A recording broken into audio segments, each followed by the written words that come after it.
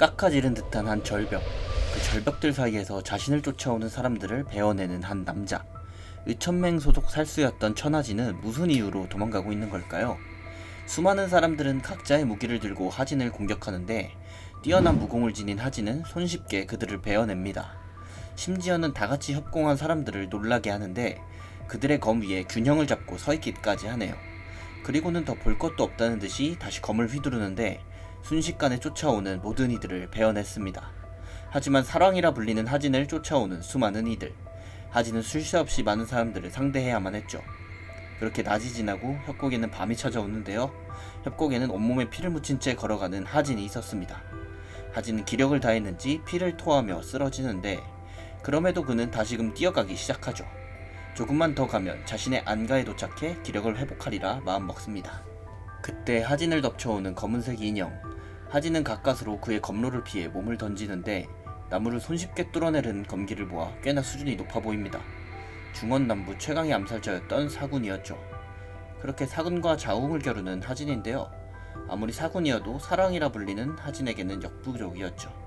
사군을 처치한 뒤 어딘가를 쳐다보면서 이제 나오라고 하는 하진인데 이 장면을 보고 있던 한 여인이 등장하게 됩니다.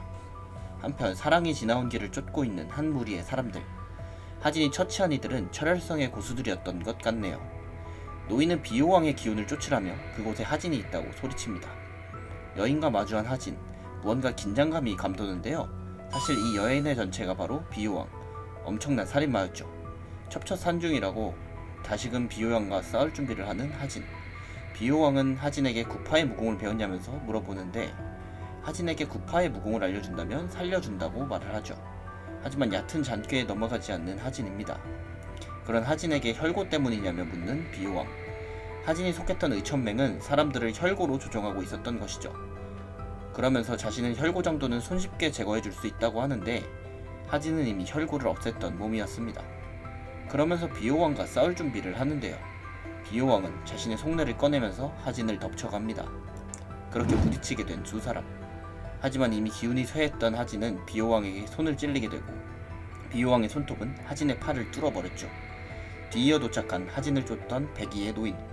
기다릴 것 없다는 듯 하진에게 검을 뽑고 돌진하는데요. 그렇게 하진의 양 다리를 절단해버리고 그에 맞춰 비호왕은 하진의 두 팔을 잘라버립니다. 그리고는 하진의 가슴팍을 뚫어버리는 비호왕. 그렇게 사랑 천하진의 인생은 이렇게 비참하게 끝나고 말았습니다. 그 시각 무림 천마신교의 본산. 기력이 쇠해 눈 감고 있던 한 남자가 눈을 뜨게 됩니다. 한편 한 의원은 사공자라 불리는 사내에게 가고 서량은 오늘 밤 중으로 숨이 끊어질 것이라 말하는데요. 자신의 뜻대로 일이 풀려간다고 생각하는 사공자네요. 아무튼간에 눈을 뜨고는 놀라서 일어나는 이 남자. 자신이 누워있는 이 공간이 어딘지도 모르는 모양새인데 그때 시녀가 자신의 방으로 들어오겠다고 하고 이 남자는 순식간에 뒤로 돌아 시녀의 목에 젓가락을 들이대는데 사실 이 남자는 바로 천하진이었던 것입니다. 그리고는 자신의 처지가 어떻게 된 것인지 물어보는데 시녀는 놀라운 이야기를 하진에게 해줍니다. 그리고 거울을 보게 된 하진은 매우 놀라게 되는데요. 그리고 자신의 뒤에 있던 문이 열리고 무림에서 자신은 본 적이 없는 곳임에 매우 놀라게 됩니다. 거기에는 자신을 보고 놀라는 의원과 한 남자가 서 있었고 자신에게 무릎을 꿇는 남자의 말로 보아 이곳은 마교, 자신은 삼공자라는 사실을 깨닫죠. 한편 마교의 본관, 천마의 처소, 삼공자를 보고 온 호법은 천마를 찾아가는데 천마에게 삼공자가 깨어났다는 말을 합니다. 천마는 자신의 폐관이 끝나는 석 달 뒤까지 그 어떤 보고도 올리지 말라고 하네요. 호법은 그저 알았다고 하며 대전을 나가게 됩니다.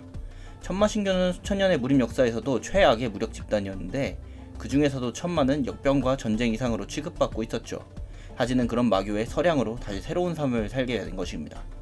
마교를 벗어나려는 생각을 하는 서량인데 자신의 몸 상태는 매우 끔찍한 수준이었습니다.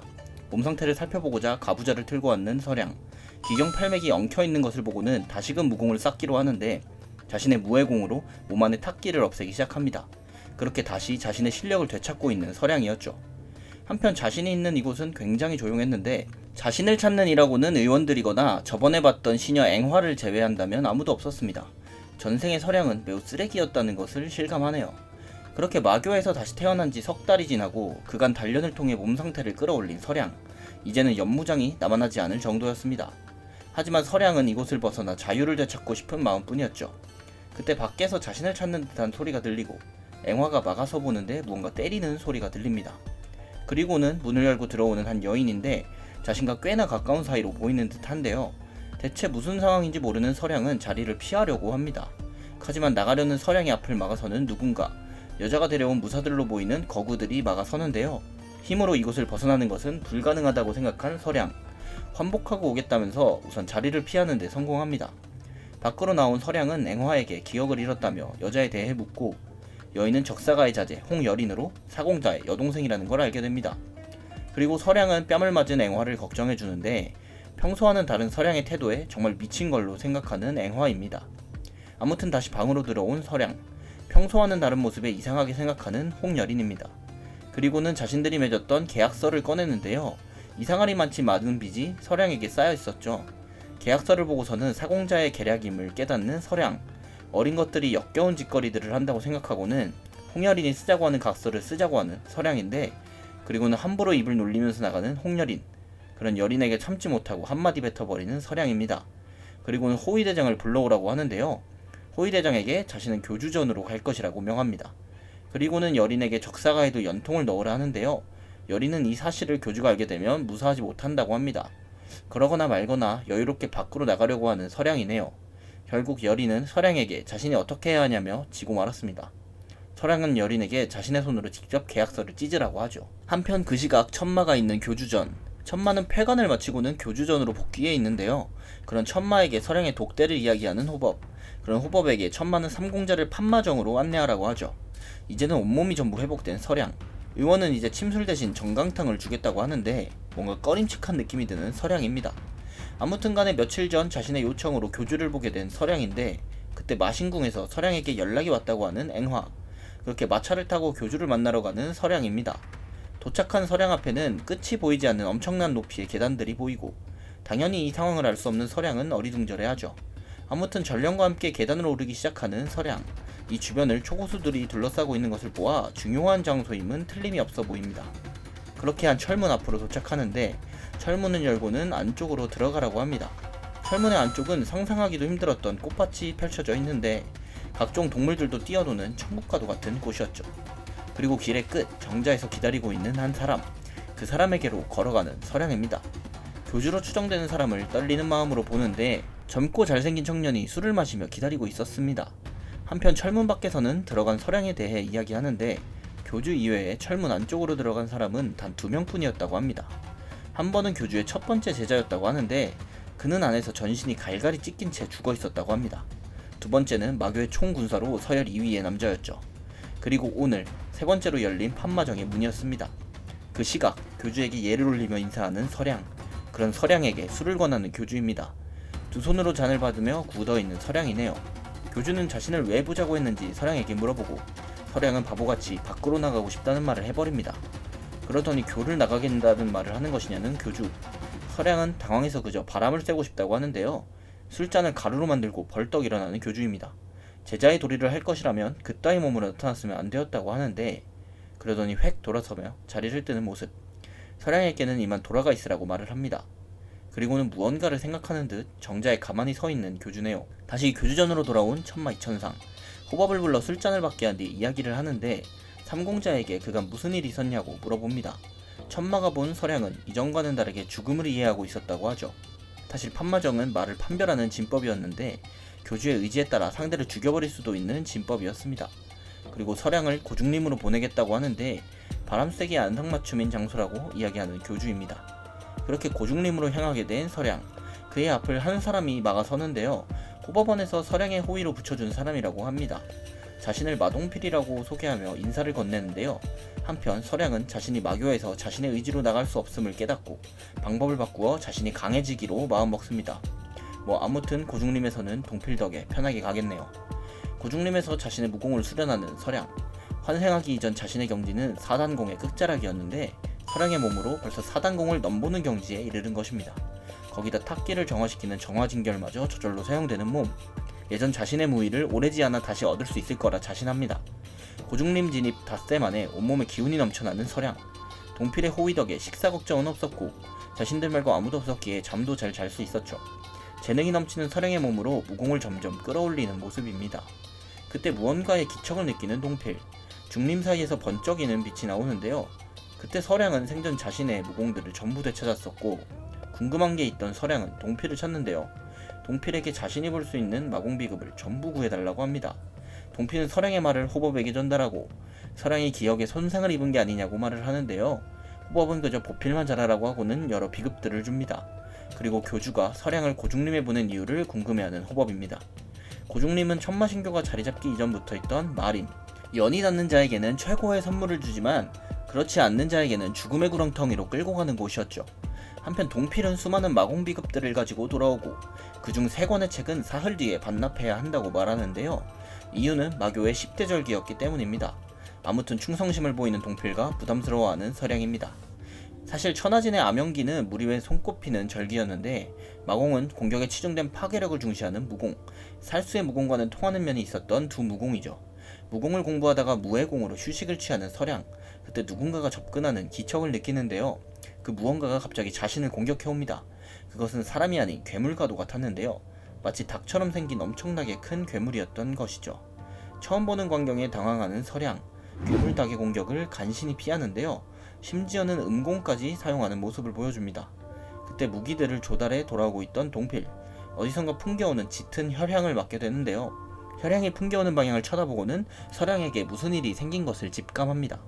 한편 괴물닭과 사투를 펼치고 있는 서량, 단순한 돌연변이를 넘어선 힘에 무기도 없는 서량은 밀리기 시작하고 그때 무기 대용으로 쓸만한 부러진 대나무를 발견, 대나무를 주워 달려오는 닭에게 맞서게 됩니다. 대나무를 무기 삼아 하늘로 뛰어오르는 서량, 순식간에 닭의 몸통을 관통하는 데 성공하는데요. 쓰러진 줄 알았던 닭은 아직 멀쩡한 상태, 서량을 공격해 뒤편으로 날려보내기까지 합니다. 대나무 방책에 정통으로 처박히게 된 서량, 결국 달려오는 괴물을 상대로 다른 무공을 사용하는데 움직임이 빨라지는 무공을 사용해 틈을 만들어냅니다.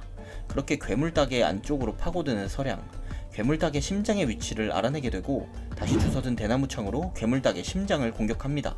그때 도착한 동필, 성주권이 부서져 있는 것을 발견하는데 동필의 앞에는 괴물닭을 처치한 서량이 앉아 있었죠. 괴물닭의 이름은 창부라고 하는 동필입니다. 표범에 준하는 위험도의 창부를 별다른 상처 없이 처치한 서량, 덤덤하게 자신이 저녁을 차리겠다고 하는 서량입니다. 그리고는 동필에게 고중림에 대해 설명하라고 하죠. 고중림은 사실 연기가 가득한 대나무 숲이었고 그저 튼튼하게 자라는 것뿐 아니라 그 이상의 힘을 품는다고 하는데 마교의 마단의 절반 이상이 고중림의 대나무로 만든다고 합니다. 또한 그 안쪽은 절정의 고수를 상대할 만한 영물들도 나온다고 하는데요. 그래서 진법을 쳐놓은 성주권에서 기거하고 있던 두 사람이었습니다. 이미 진법의 유무마저 파악하고 있던 서량, 동필은 서량의 기이함을 생각하면서 대단한 사람이라고 생각하고 자신이 모르는 무언가가 있다고 생각하게 되죠.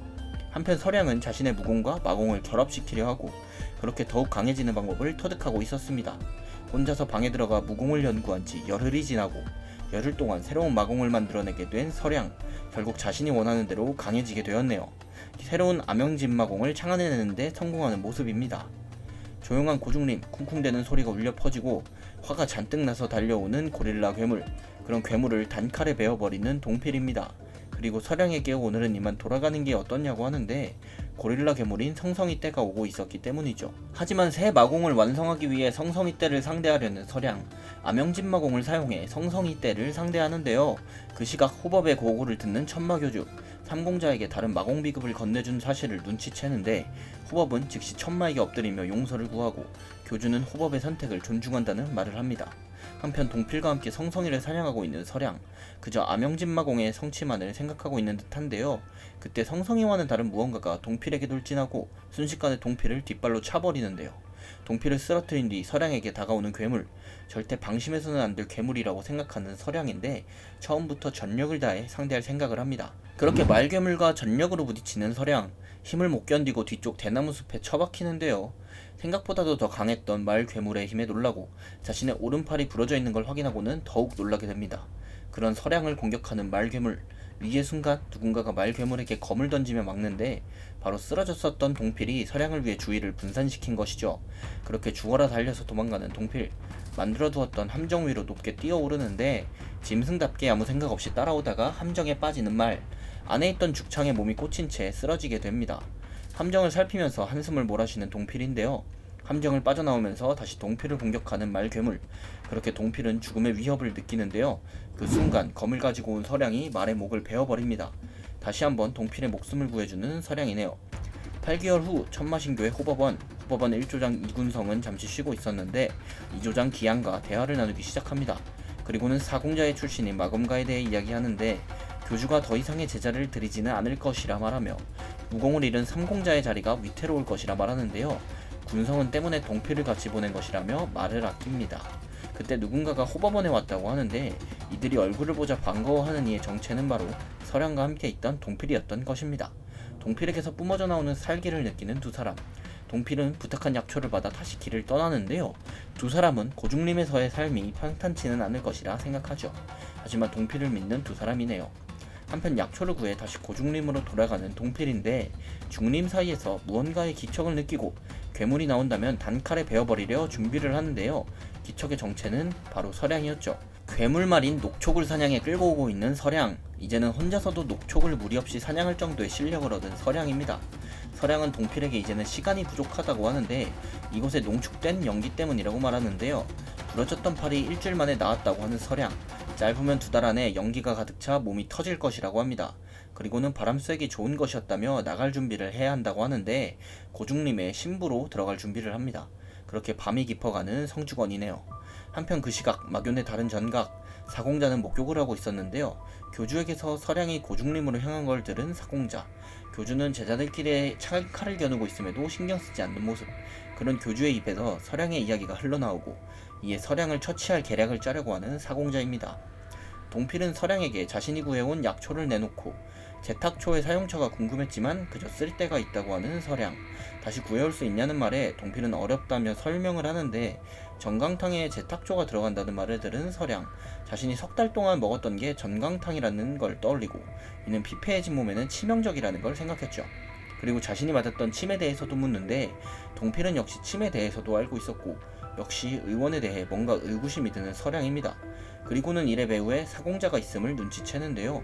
그때 사공자 역시 몸이 좋아진 서량을 의아해하고 자신의 수하로 보이는 의원에게 사람을 모으라고 하는데 무언가 서량에게 칼을 보이려고 하는 것임은 불명하네요.